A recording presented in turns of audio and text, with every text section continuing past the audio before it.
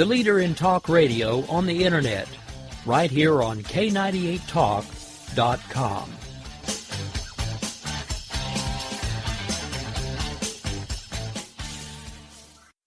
If you want to work until you keel over, have less of everything in retirement, or give back more of your hard-earned money to the stock market again, then just ignore me. But if you'd like to protect the money you save, receive a steady, predictable retirement income, and enjoy financial security for as long as you live, then listen to this. You can download a free report that reveals the wealth-building secrets Wall Street and the banks don't want you to know. You'll learn how you can get guaranteed growth, safety, and real prosperity without risking your money in the Wall Street casino, and how to get the money you need when you need it, simply by asking for it. This is the best way to have a 100% secure retirement and know your money will last as long as you do. To learn more about this method and to get your free report, go to 29security.com. That's the number 29security.com. 29security.com. Go to 29security.com. Tired of paying outrageous prices for Viagra? Well, we have great news for you. Now you can finally get Viagra at huge discounts. Healthy Man allows you to save up to $500 on Viagra. Why pay U.S. pharmacy prices of $15 per pill or more when you can get Viagra for less than $3 a pill? Call today and get 40 Viagra pills for only $99. This can cost as much as $600 at your local pharmacy. You can't afford not to call us. If you want Viagra at the lowest prices, never pay $15 a pill pharmacy prices again. Get Viagra for less than $3 a pill. Call 1-800-516-7602 today and save up to $500 and get 40 pills for just $99. Healthy Man is fast, easy, and affordable. Operators are waiting at 1-800-516-7602 to take your call right now. Call 1-800-516-7602. That's 1-800-516-7602. Again, 1-800-516-7602. In these uncertain economic times, you've got to do whatever you can to save money. One of our biggest expenses can be our cars, especially when unexpected repair bills hit. Not anymore. If you own a vehicle with less than 130,000 miles, is less than 12 years old, has a warranty about to expire, or even no warranty at all, you could stop paying for car repairs. Roadside assistance, towing, and rental coverage are all included. Don't wait for the next repair. Make one free call right now to see if you qualify. If your vehicle is less than 12 years old, has less than 130,000 miles, even if it's out of warranty, paying for car repairs can become a thing of the past. Call us right now and get your car protected before your next repair bill hits. Get protection and no more repair bills. Call 800-696-1030. Again, 800-696-1030. That's 800-696-1030. 800-696-1030.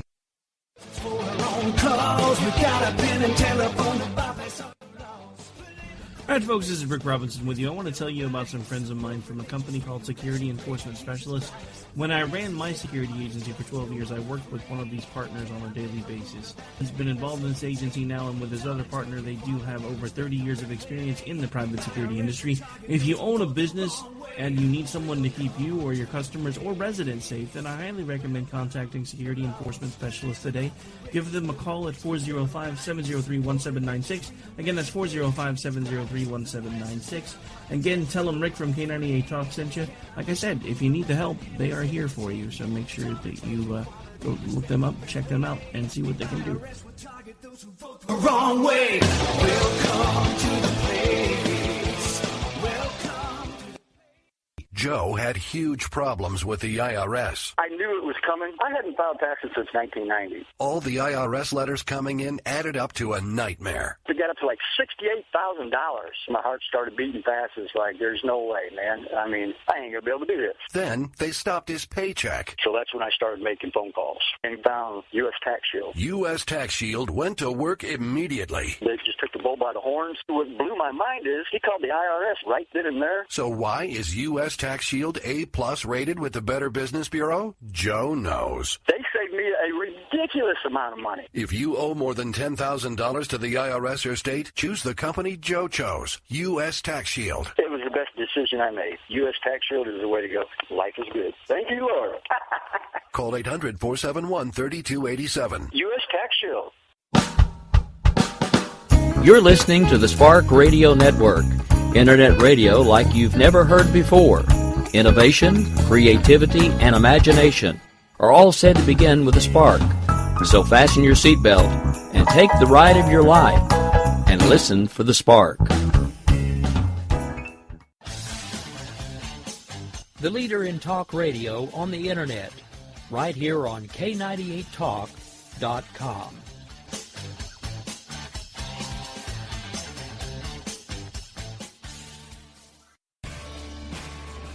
My name is Jessie. I'm a United States Special Forces widow.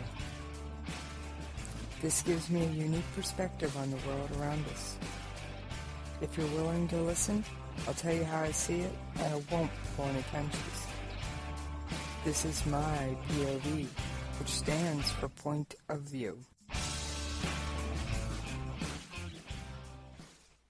All right, thank you guys for listening.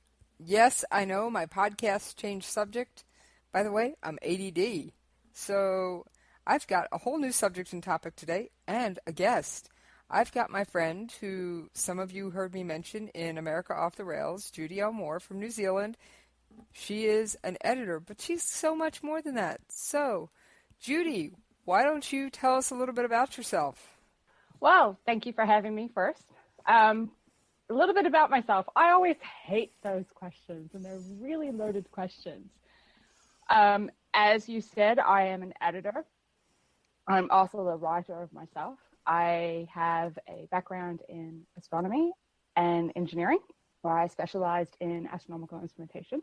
I am a mother of 2 teenagers. Astronomical instrumentation. Wow, I can't even wrap my brain around that. Yeah, I spent far too long down at Mount John University Observatory, which is in Tekapo, New Zealand, every month going down and playing with the telescope. It was so much fun. It's just so much fun doing that. I'm also a mother of 2 teenagers, so I do the wonderful mom's taxi routine. I used to be a scout leader, and my husband and I do a lot of tramping and hiking through New Zealand bush. So we have lots of varied activities, and we have lots of fun. All right, now, the context I brought you up in case for anyone who doesn't remember, I was redoing the SparkRadioNetwork.com website, and I was going crazy trying to get the whole thing done in as fast as possible, which ended up being about 2 days. Yeah, it was about 2 or 3 days, that was for sure. And the person I leaned on for moral support and the occasional, I don't know how to word this, was Judy. Yes, and I'm still wondering exactly how that happened, but that's okay. Because you're my friend and you care? Yeah, I do. So There was so much fun. There were a few things that came through, and it was just, you have to get these wording just right, just to be snazzy and just grab attention, and it takes a different skill to do that. Well, I do some writing.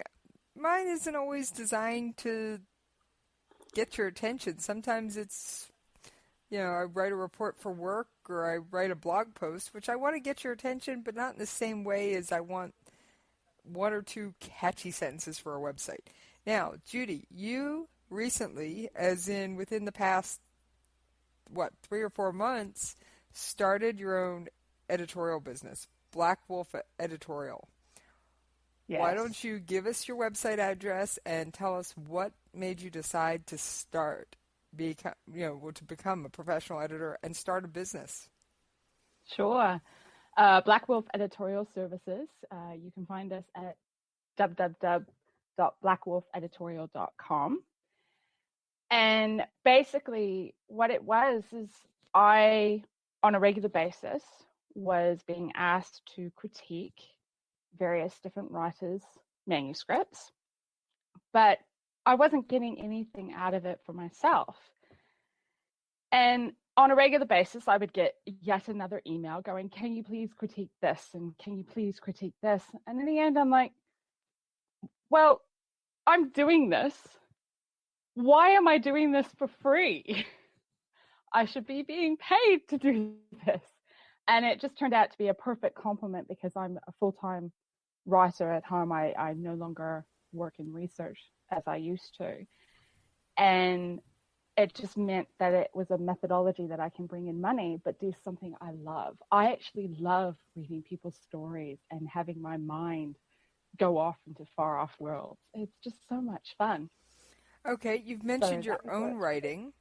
Other than writing, are you involved with the writing community at large? Do you have an online presence? What do you do locally? Yeah, I live in New Zealand, Christchurch, New Zealand, and I'm the president of the Christchurch Writers Guild. I'm also the municipal leader for NaNoWriMo. For those that don't know what NaNoWriMo is, or NaNoWriMo, as I keep getting corrected, is basically in every year in November, you dedicate yourself to writing a novel from start to finish within the span of 30 days. A novel? Now, it sounds like a daunting, yes, a whole novel. Wait a minute, Now, novels are like hundreds of thousands of words, or they seem to be. It seemed to be, but NaNoWriMo in particular, it targets 50,000 words. Now, that may sound like a lot, but if you sit down and you break it into small little sections, it's only 17,000 words a day. It's not a lot. 17,000 or 1,700? Sorry, 1,700. Oh, I'm no good at math, but 17,000 was like you'd be done in a couple of days, and that didn't seem like a project for a month. That sounds like 17,000 a day. I can't think of that many words. I'm not sure I say that many, although as talkative as I am, you never know. But I have to admit, I do. And how many of those are yelling at teenagers? Probably a bit too many, but that's okay. Let's just move on. All right. So, what genre do you? Okay, so it's 1,700 words. So you've got NaNoWriMo, municipal leaders. I'm also actively involved in SpecFic New Zealand, which is for speculative fiction, and I take part in an online community called Scribophile. I'm also on Twitter. I'm on Facebook. I'm everywhere. I also have 2 blogs that I actively participate. They're actually mine. One is the editorial blog that's on blackwolfeditorial.com. And the other one is my own personal blog, which ranges on subjects, things like how I want to occasionally kill my kids, but I'm not allowed to. I also write about various different things of my path and my journey, and that's on my personal blog, JudyLMohr.com. You sound like you are a very busy woman. So you mentioned your writing. Yes. What genre do you write, and do you have a favorite one to read? My favorite genre, full stop, is fantasy and science fiction. I love my mind to be taken away from this world and into other worlds. That's the way I am. That's the way I like to work. So I write in that genre, and then I read mostly for casual reading in that genre. I love action. If it's filled with action, I am so there. I actually like the big fight scenes. There's something about the excitement of a fight scene that just goes, oh, get me going, get me going. So I write those, and I love reading those as well, which also probably means I probably should read a few more thrillers than I do, but I'm slowly being convinced. Okay, so do you have a favorite author? My favorite author is actually Terry Goodkind.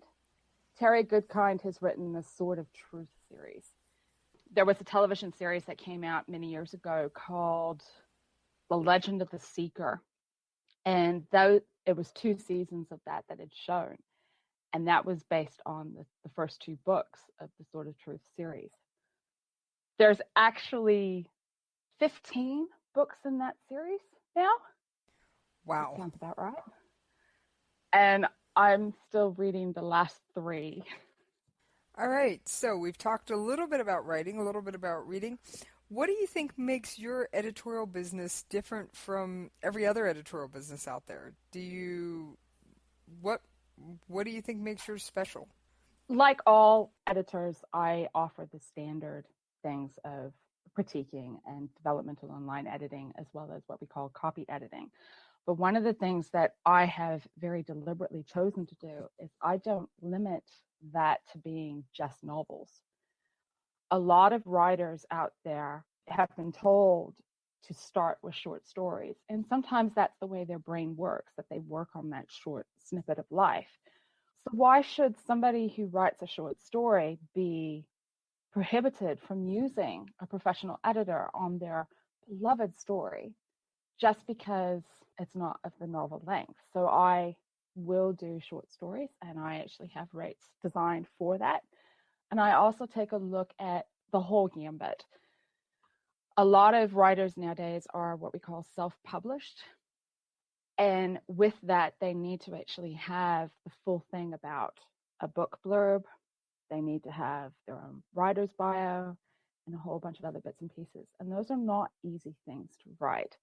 So I have services that will help workshop those as well. And I think that's where it puts me different and puts me unique. I will admit, I was checking out your website, and just for comparison, I looked through a number of other editors' websites. I didn't see very many, if any, that would take anything under 10 to 20,000 words. And I didn't see anybody offering a bio service. Now, this blog post, you mentioned something to me off there that I'm going to bring up, and I promise you this blog post will not go up until the 23rd of April. You have a special.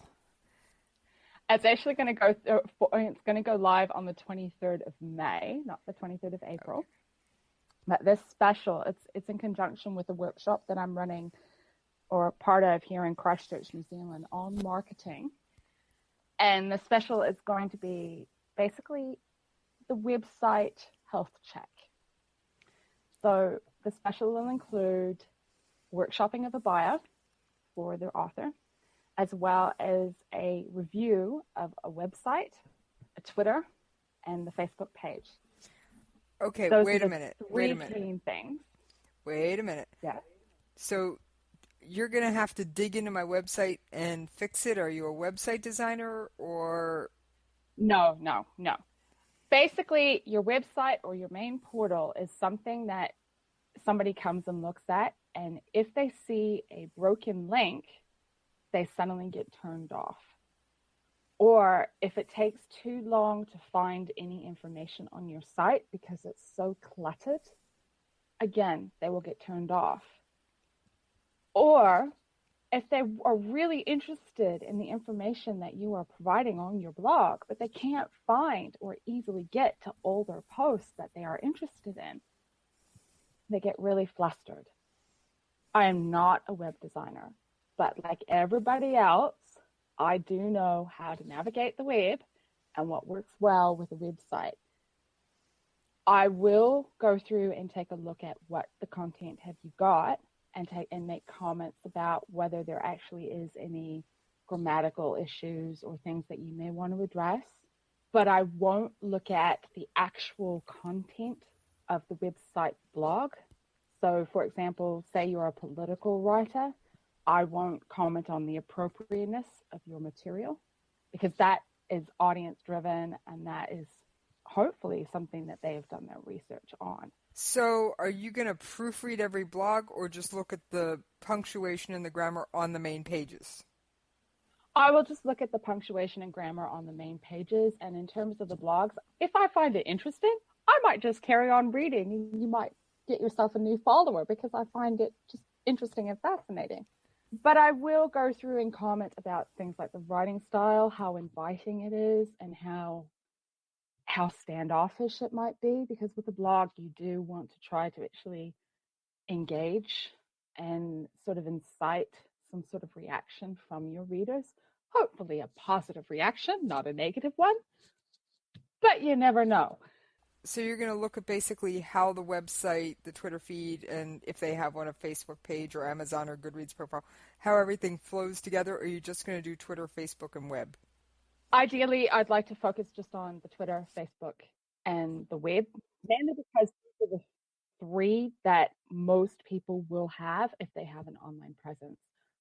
I myself do not have Instagram, so I don't have access into those systems. And I don't have Pinterest either. So those are the other two platforms that people frequently use, but I don't. So What I'm if just sticking to the what if primary someone thing. who's not a writer hears about your special either through this blog post or they trip over it somehow, word of mouth? I mean, you never know what people pick up on Twitter. And they say, I'm not a writer, but would you do look at my bio too? Sure, not a problem. The bio is one of those things, it's about the face that you want people to see, the persona that you want to portray to the public. It doesn't matter whether you're a writer or not.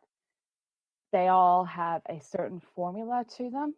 Understanding how people react to certain statements does help to make that bio really strong and inviting. So yes, I would look at other. All right. We're going to take a quick commercial break here, and I will bring Judy back right after the upcoming advertisement. Got to play those advertisements. If you want to work until you keel over, have less of everything in retirement, or give back more of your hard-earned money to the stock market again, then just ignore me. But if you'd like to protect the money you save, receive a steady, predictable retirement income, and enjoy financial security for as long as you live, then listen to this. You can download a free report that reveals the wealth-building secrets Wall Street and the banks don't want you to know. You'll learn how you can get guaranteed growth, safety, and real prosperity without risking your money in the Wall Street casino, and how to get the money you need when you need it, simply by asking for it. This is the best way to have a 100% secure retirement and know your money will last as long as you do. To learn more about this method and to get your free report, go to 29security.com. That's the number 29security.com. 29security.com. Go to 29security.com.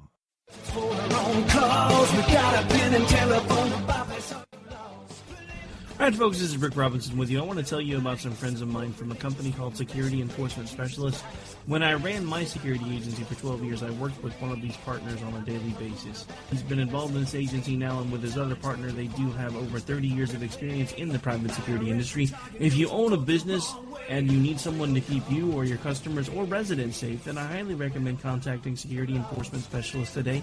Give them a call at 405-703-1796. Again, that's 405-703-1796. Again, tell them Rick from K98 Talk sent you. Like I said, if you need the help, they are here for you. So make sure that you go look them up, check them out, and see what they can do. The wrong way. Welcome to the place. Welcome. All right. We are back. I'm my guest Judy L. Mohr from Christchurch, New Zealand is still with us. And let's get back to the topic of editing, which is a subject near and dear to her heart. Judy, you mentioned you do editing. What are the most common mistakes you see day in, day out in every manuscript? In every manuscript, I can guarantee would be a bit of a exaggeration, but in a large number of manuscripts, there are a few things that I see, especially from new writers of fiction. One of the things is too much backstory. Basically, what that means is that you have this idea of the world and the background of your characters or of your worlds itself, and you will put everything out there thinking that it's important for your reader to know. But it's not. I mean, the best example I can give of that is think of the iceberg itself, Titanic. The Titanic, as it was floating around on the water, it saw the iceberg, it saw it above the water, but at the end of the day, you don't care what that iceberg looks like underneath the water. All you care about is the fact that it ripped open the hull of the ship. And it's the same with the reader. We don't care those little details that are underneath the water. We just care about the effects that have happened. And that's that's what basically one of the things I see. I also see quite frequently the he said, she said problem with dialogue. This one is a little bit of a nitpicky thing for me. It drives me a bit cuckoo. So when that's you your have pet a bit peeve. it's just one of my pet peeves. Yeah. You'll have a bit of dialogue that bounces between two characters, and after every line, you have a he said, she cried, he whispered, she mooed, she crooned. It's like, no, don't do that. It's better to go through and say things like, he picked up his coffee and took a sip. It was hot. It was hot enough to burn his lip, and then have his dialogue. And then carry on with the other character going, you didn't need to drink it so fast. She does the same. Drinks her coffee and burns her lip too. Those sorts of things that you don't need to have that he said, she said. I also see what we call a head bob. Now this one, I think anybody who's read fiction or is really into fiction will know what I'm talking about when I say a point of view character. You have a certain character that story is being told from. So you're inside that character's head. You can see everything they see. You understand what they're thinking and their thought processes about what's going on. And then occasionally you have a single line about what some other character thought. Unless your point of view character is a mind reader, they're not going to know what the other character is thinking. And that's what we call a head bob. You can get away with it if your character is a mind reader, though. So in your genre, it's possible if your character has special magical abilities to read other people's thoughts. Exactly. And in fact, in my first novel, I've actually got exactly that. She deliberately goes through and probes everybody's minds. And so she's hearing all of these thoughts. But again, you can't do it all the time. It has to be very specific, and you have to make it very clear that is what's going on, or you will confuse your reader. Okay, so that needs special editorial handling? Oh, yes, definitely. All right, now, what editing... Okay, the most common thing I hear when I mention editing isn't that just grammar, punctuation, and commas? I knew you were going to say that. Oh, I knew that. As soon as you started saying that, I knew exactly what you were going to say. So I hear exactly the same thing all the time. No. Yes, there is editing that will look at punctuation, grammar, commas, those sorts of things. That is actually known as copy editing. So if you're looking at editorial services, and that is exactly what you want, is somebody just to look at the grammar, the punctuation, and your spelling, then you're going to be looking for what we call a copy editor. But if you're actually looking into more about your story, so you want to know about the flow of how a story works, whether a character is actually coming to life in a reader's mind, whether the scene itself is coming to life in the reader's mind, whether the whole story makes sense, whether you have characters that have been introduced, so they're not just suddenly talking heads, or whether you have consistency. You've set up a scene and the table in the room hasn't suddenly moved to the other side of the room. Those sorts of things are what we call developmental or line editing. So they take a little bit more effort, a little bit more time, but that's really what an editor like myself loves to do, because that's when we can see the stories and we can help the stories grow and become this amazing beast that just leaps off the paper. Okay, so when people are turning over their manuscripts to you, I know because I do some writing and I have used your services because, as my listeners ought to know by now, Jessie is a pseudonym. I write under my real name, which, no offense, is need to know, and my listeners don't. That manuscript is like a child. Do you ever have problems with people getting really defensive when you get this manuscript and it's just, oh no, 2/3 of this manuscript is just not working. Everything is there. There's so many mistakes. I can't even get into it. And how do you handle that kind of client? There's a couple of things, and yes, I have come across a few things like that. Basically, it is my job as the editor to actually help guide the writer to see the problems themselves, because writing a story is actually easy. Shaping it into something that is worth reading, that's the hard part.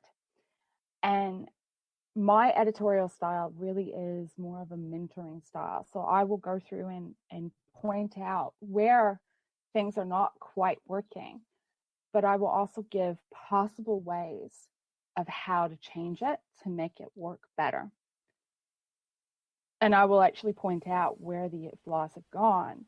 And so hopefully the writer can actually see for themselves where it's gone. And then they can start seeing the mistakes before I see it, before it comes to me. Yes, I have come across the odd one that was like, my writing is the best writing ever, and you don't know what you're talking about, and I'm going to completely ignore anything and everything that you say. At which point I'm just going, that's okay. That is your opinion. You move right along. And at that point, I have really no choice but to go through and say, I'm sorry, I can't help you any further because you're not open to what I'm trying to say. For those that are open, hey, I'm willing to help you. Okay, you mentioned that he said, she said are one of your pet peeves. What are some of the other? What's one of your other ones? I think there was something you mentioned off air about rushing the process. Oh yeah, rushing the process.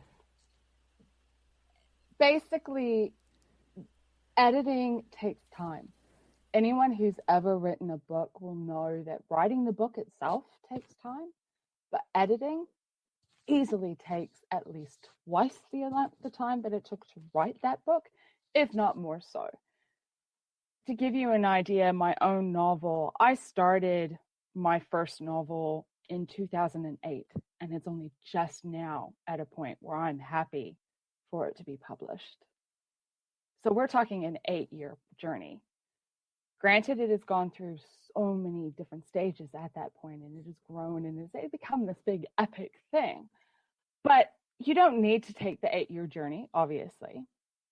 You just don't rush the process. Anybody who thinks that they can write a novel in 1 month and then have it published the following month is really deluding themselves. If you think you can write a novel in 1 month, then you might be able to get it edited into a reasonable standard, assuming you're willing to put in the time and effort, probably within a 6 month to a year time frame. Okay, so those NaNoWriMo people, they're not, when they finish their 50,000 words in November, their novels are basically a first draft or rough draft stage? They're a first draft, and in some cases, they're not even complete. I know a few people within the last November cycle within Christchurch have actually recently gone through and said, I finally finished my draft. And that's the thing. The 50,000 words is just a target. It's not necessarily means that you have your full story and your full arc. It takes a bit of effort and time to get those novels to the point where you feel happy. And at the end of the day, that is what it's about. Whether you as a writer feel happy with what you're producing and that word that you've put out. Because your name's the one that's attached to it. So you need to make sure that you are the one that's happy, not anyone else. Okay, so what techniques do you use when you're editing? When I'm editing, obviously, I will read it through once. Believe it or not, I actually find reading a book on my Kindle easier than reading it on my computer screen or on my tablet. And I'm thinking it's because of the lighting. There's something about using that different medium that helps you read it and helps you see it. I will print out and I will put the nice, lovely red pen through things when I can as well. But one of the biggest things that I do is I read it aloud. Sometimes the eyes don't see things.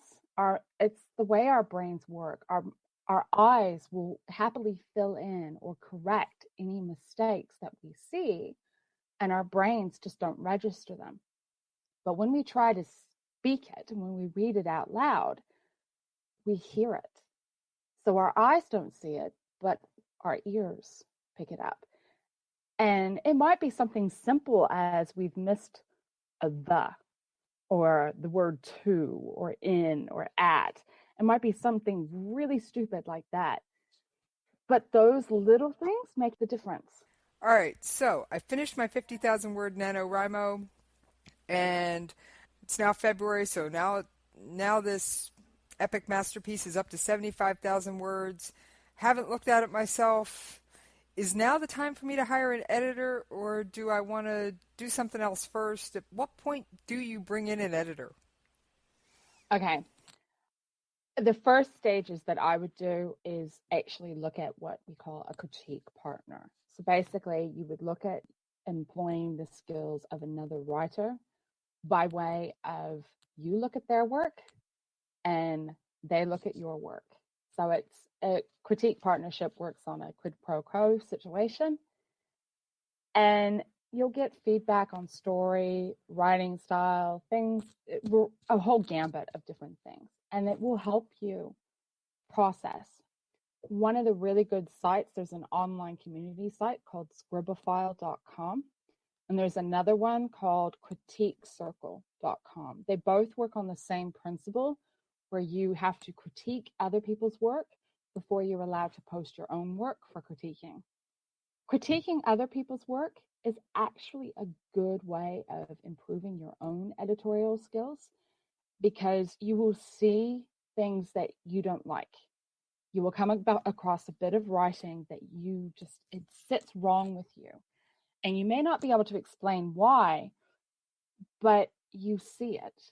And so when somebody says something like the he said, she said problem, or they talk about too much backstory or appropriateness of backstory, you will see this in somebody else's writing and go, oh, is that what they mean? And then suddenly you know how to correct it, and you can see it within your own writing. And that's what makes critique partners really good. In terms of when to bring in an editor, you're going to do that after you've had a good go yourself at editing your manuscript with the advice from other critique partners, other writers, and those sort of people. You never want to send an editor a first draft, ever, because it will be a waste of money. Because they will focus, they'll get this piece of writing that has quite likely a large number of writing flaws that are easily corrected. And those are the comments they're going to come back with. So if you're going to send it to an editor, you want to send something that is as polished as you can make it, and then they will help you polish it that much further and take it to the next level. Okay, so you mentioned critique partners. Is that an alternative to editing, or does everybody need to hire an editor at some point? And do you use an editor for your own work? If you are the type of writer that has absolutely no intention of ever publishing, then you will never need to hire an editor. So that's a good thing. Critique partnerships, depending on the critique partner that you get, can be an alternative to editing. You never want to rely on just one person. Same with an editor. If you hire an editor, you are still going to look at using things like critique partners and other people reading your stuff. You never want to rely on just the one opinion about a story. You want as broad a spectrum as possible. In terms of my own writing, yes, I have a professional editor myself. I've hired a friend of mine who is a professional editor, who's a journalist by background, to do the critiquing of my full manuscript. Thankfully, my writing is at a level where she doesn't need to delve into the full language concept, but she does point out when I've used the wrong word. here and there. And she's pointed those things out, or she'll point out a sentence that just doesn't work for her. But in general, for her, what I've hired her for, she looks at the overall arc, character, and she helped me with my last manuscript to work out why it wasn't working. The ending, I was struggling to get the ending right, and she helped me formulate how it had to go just to complete the story and complete the arc. And now she's given it the thumbs up, so I'm excited because it means I can start that querying process and see if I can get an agent to pick it up. All right, so you've mentioned an agent now. That doesn't sound like self-publishing. You mentioned self-publishing earlier. What's the differences, pros, cons? I'm not asking you to pick one as better or worse.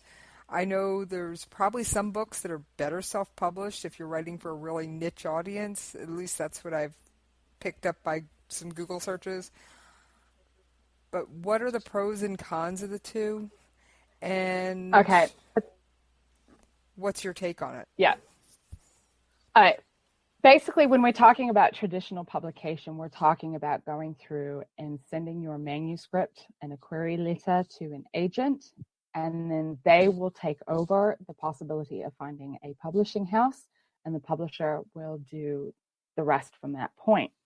And that includes where they put in a cover design. They will do publishing houses on a traditional publication road will be in charge of the copy editing, which is the proofreading and checking your spelling, grammar, all that sort of thing. They will take care of that lot. And they will take care of the main distribution side of things.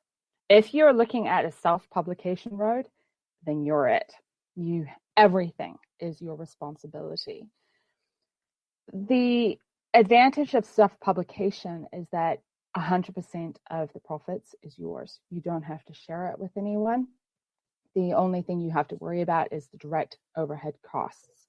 So there's no cut that you have to give to somebody else who's working, doing, like the agent might take up to 15 to 20% in some cases. And of course, an editor, the publisher house will take a large chunk on some cases as well.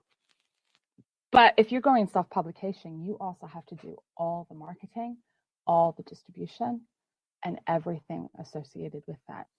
If you're going down the road of the traditional publishing, you get, in theory, you will have somebody at the publishing house who is a marketing expert who will give you that little support angel on the shoulder going, now do this and now do that. And hopefully that they are there. Not all publishing houses have them, but quite a few of them do.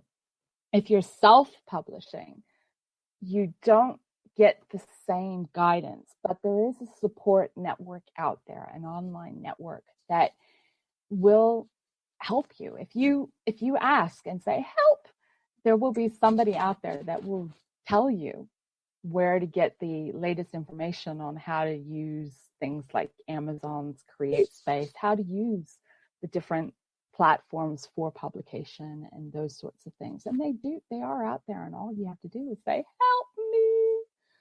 So there's pros and cons on both sides, and it just matters on how much effort and energy you're willing to put in on either road. All right, so you mentioned some of the differences between traditional and self-pub. It sounds like you're going to go the traditional route. Now, but I'm going to touch on the self-pub for just a moment. Okay.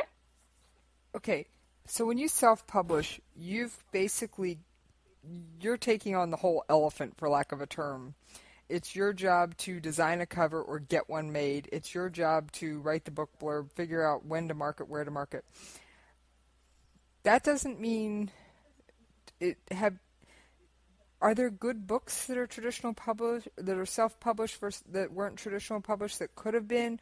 Have you run on the converse side? Have you run into traditional published books? You're going, how did this ever get published?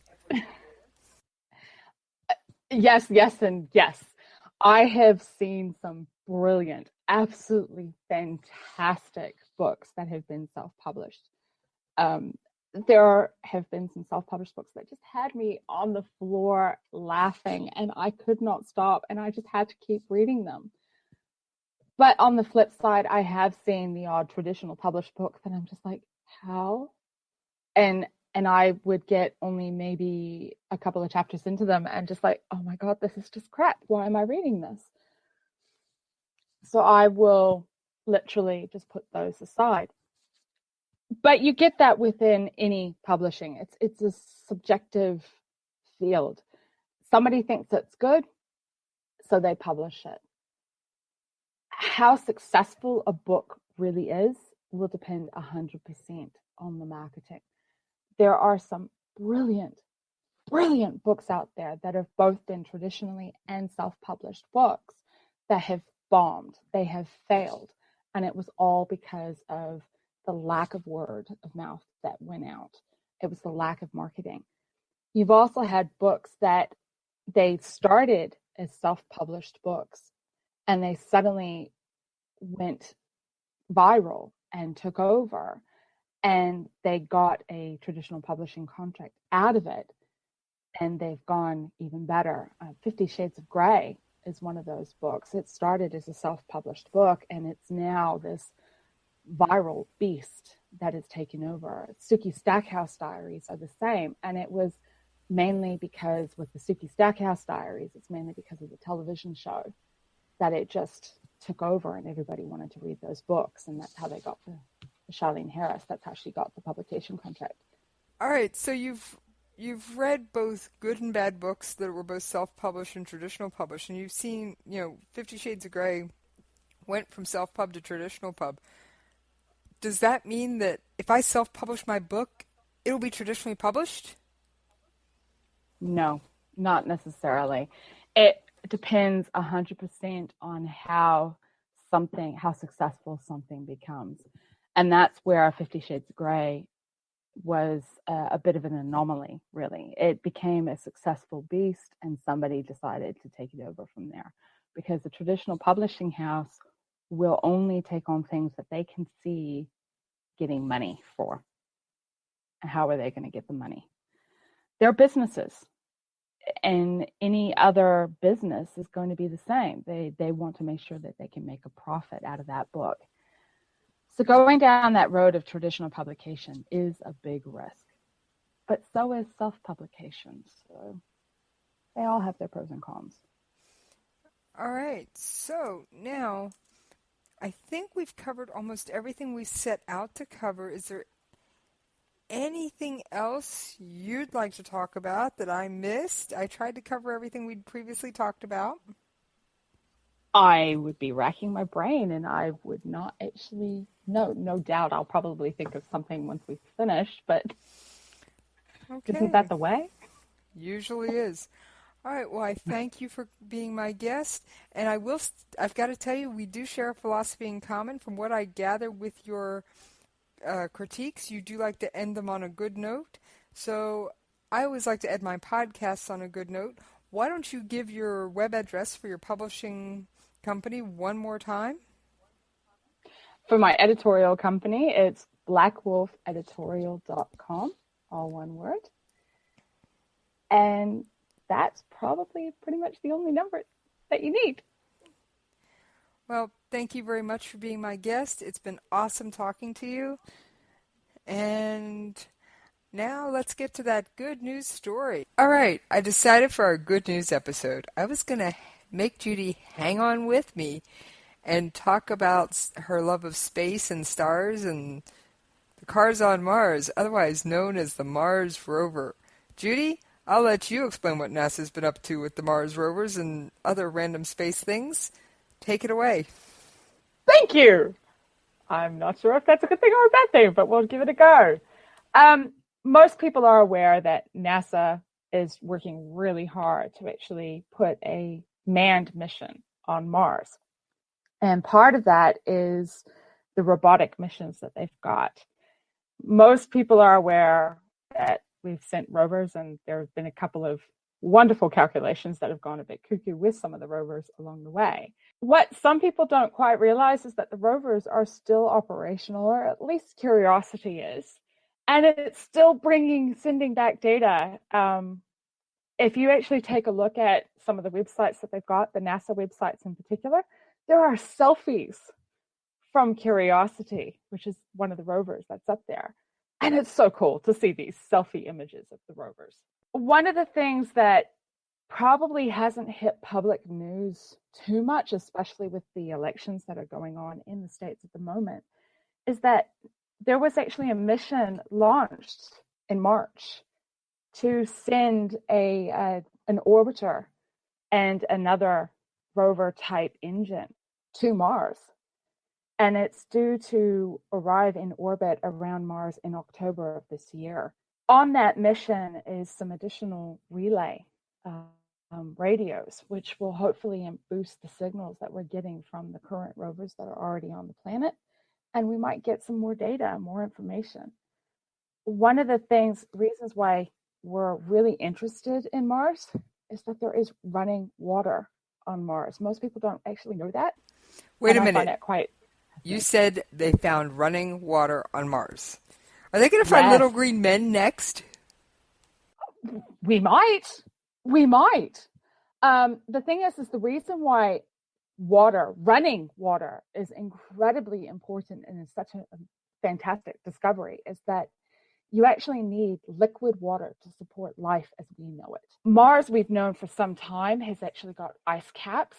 So we've got in the northern and southern poles of Mars, you have these ice crusts that are just there, but they've actually found seasonal running water that we can actually see from orbital images and monitor them. And we can see the running water flow as it's going down through the braided rivers. And that's just exciting because that means there is a potential for life on Mars. Whether we will find little green men, I don't know. It'd be so awesome if we did. It really would be pretty cool. But on the point of view of colonization, it means that's one less thing we have to worry about. So that's pretty cool. There's a couple of other things that they're doing. And exactly how far we're going to get with the technology, I don't know. There was supposed to be another mission that they were going to launch a bit later this year. But unfortunately, back in December, they had a leak within one of the vacuum systems. One of the vacuum tubes wasn't sealing properly, and hence they had to postpone that mission. And because of the way the windows and the way the planets orbit the sun, the next launch opportunity for that particular mission is 2018. So that's a bit of a downside, but hopefully that particular mission will go forward. And that particular mission was to look at drilling down into the crust of Mars so they can get a bit more of an interior structure and understand more of what's actually going on inside their Mars core, which is pretty cool as well. So I have to say, this is not the first time Judy has talked to me about space and NASA and stars and Mars and things like that. But until I talked to her, I wasn't really excited about it because I never understood it. She always makes it so understandable. Well, I'm glad I do. I suppose it's just one of those things. Yep, you've got a knack for explaining the complicated stuff in a real simple way. Good. Thank you for providing our good news segment as well, or at least part of our good news segment, as well as your wonderful lesson on how to edit your work. I thought that was fascinating as well. Thank you. And this time it really is goodbye. Yeah. In honor of Judy being from New Zealand, I found another interesting news story, which is also somewhat sciencey, about a mother who invented a special watch for her son who has a medical condition. He hated wearing those metal alert bracelets because everybody knew what they were and everybody was asking, what's wrong with you? Well, Mom said, I'm going to invent something better. So Tracy Austin had two compelling reasons for inventing a watch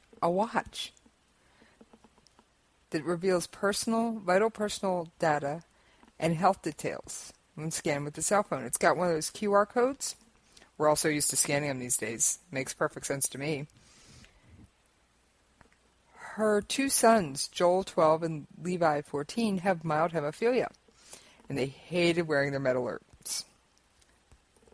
So she decided to come up with something better. I'm going to let you listen to them explaining it in their own words. Most people get cut, they bleed for about 5 minutes. I bleed about 2 or 3 times longer. I used to have a medic alert, and it was like annoying because it was like big, metal and clunky, and now I have a cool watch, and like now you can just scan it, and because people used to ask me what's wrong with me, which was really annoying. Now they just ask, where do you get one from? Yeah. It's like a normal watch. It has all like stopwatch and stuff, but there's a slider, and you slide that down. It has a QR code, and you scan the QR code. It doesn't have anything like where you live, because that's just creepy. But it has like your name, some numbers, a photo of you, your blood type, what you're allergic to. Well, as a mum of 2 young boys that have a bleeding condition, it's great for me because it gives me peace of mind. I can put my mark on them, and I give them a bit of freedom. They can go off and do things that perhaps I wouldn't have been so comfortable with beforehand. And I just know that if something does go wrong, or if they got lost, or anything happened to them, or any other child for that matter, the parents can be contacted straight away. So it takes that fear out of letting your children go out and explore. I thought that was really cool. Hope you did too. Now, Christchurch also said that for elderly folk who aren't accustomed to scanning, the article also said for people who aren't accustomed to scanning, such as older people, there is a number you can send a text message to. So even if you don't have the latest smartphone, you can actually help use this watch to find out who this person is, their medical condition, and how to contact a loved one, which I think that's pretty cool. And it's probably faster than calling 1-800-MED-ALERT just to find the information. And if you don't have your subscription paid up, they won't give it to you. I don't know if this has a subscription service. It didn't mention it. But there's already been, people have already said they want it, and I think it's a pretty cool thing. Now, somebody brought up in the comments, how do medical people know? And somebody said, well, basically the emergency room doctors, nurses, and paramedics would be trained. And it's got a symbol for medical. And somebody who's on an ambulance said that ambulance staff know to look for them. So I think it definitely could be the wave of the future in medical alert technology. It's definitely fascinating. All right, I have one more story. Yeah, I'm going to try and squeeze in one more. One more story. All right. Military story. They don't always get everything right. They try, but they don't. Over in Germany, a U.S. Army airborne exercise in Germany has attracted more than 1 million viewers on social media after a video surfaced showing a Humvee breaking free of its rigging and plummeting to the ground, followed by another and another. Friday afternoon, the video posted on Facebook. The Facebook group, U.S. Army WTF Moments. It had 1.5 million views. Yes, 1.5 million views. The scene starts serenely as the equipment is dropped by parachute April 11th from planes, flying with the 173rd Airborne Brigade, flying across the blue skies until the first Humvee breaks free and drops. It's followed by a second and third, and increasing laughter on the video. The Army said no one was hurt and is investigating what went wrong and who shot the video. Sounds like the Army, doesn't it? I know it sounds like the Army I know and love.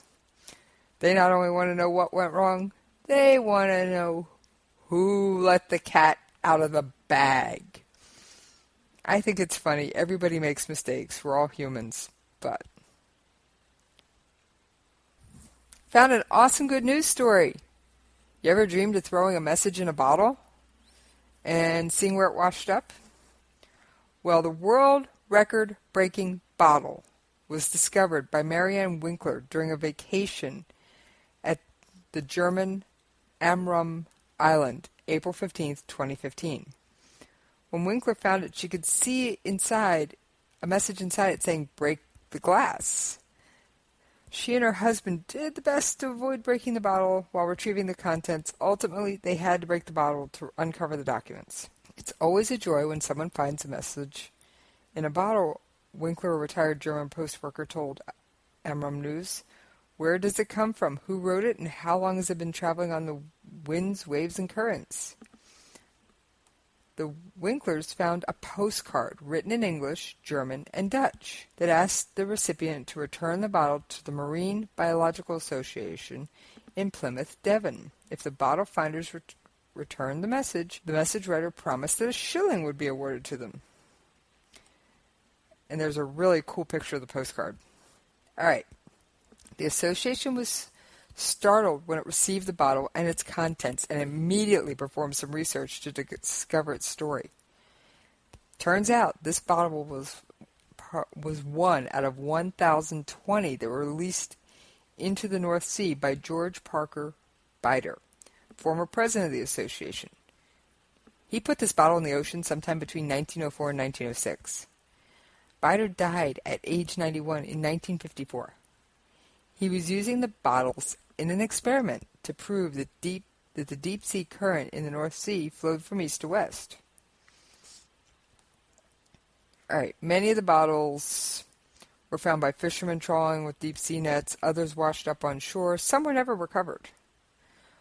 Most of the bottles were found within a relatively short time. We're talking months, not decades.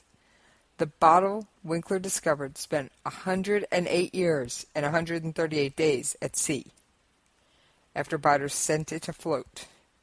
According to Guinness World Records. The previous record had been held by a bottle found in Shetland, and it was at sea for 99 years and 43 days. Although the promised reward of a shilling is outdated, as shillings have not been used in Britain for more than 20 years, the association still wanted to honor Winkler's reward. They found an old shilling. They think they might have gotten it off eBay, and they sent it to her with a letter saying thank you. If that isn't a cute story, I don't know what is. End the day on a good note. I'm out of here. K98 Talk is continuing to expand its lineup. This means we are expanding our advertising base. Whether you're a startup trying to push through to the next level or an established business trying to supplement your advertising budget, web-based advertising is a solid investment. Thanks to Talk's newest partnership with TuneIn Radio and instant access to our sister station, K98 FM, we give you worldwide access at a reasonable cost. Interested parties should email us at advertise@k98talk.org. Before you smoke, think about this. When you smoke, it affects more than just your health. I love to dance. That's something that I handed down to my family. I was pretty good at it too, before my doctor told me that secondhand smoke at work caused me to have asthma attacks, infections, and lung damage. And I never smoked. I can't work there anymore. Think about the ones around you. This has been a public service announcement from K98 Talk. If you want to work until you keel over, have less of everything in retirement, or give back more of your hard-earned money to the stock market again, then just ignore me. But if you'd like to protect the money you save, receive a steady, predictable retirement income, and enjoy financial security for as long as you live, then listen to this. You can download a free report that reveals the wealth-building secrets Wall Street and the banks don't want you to know. You'll learn how you can get guaranteed growth, safety, security, and real prosperity without risking your money in the Wall Street casino. And how to get the money you need when you need it, simply by asking for it. This is the best way to have a 100% secure retirement and know your money will last as long as you do. To learn more about this method and to get your free report, go to 29security.com. That's the number 29security.com. 29security.com. Go to 29security.com. You're listening to the Spark Radio Network.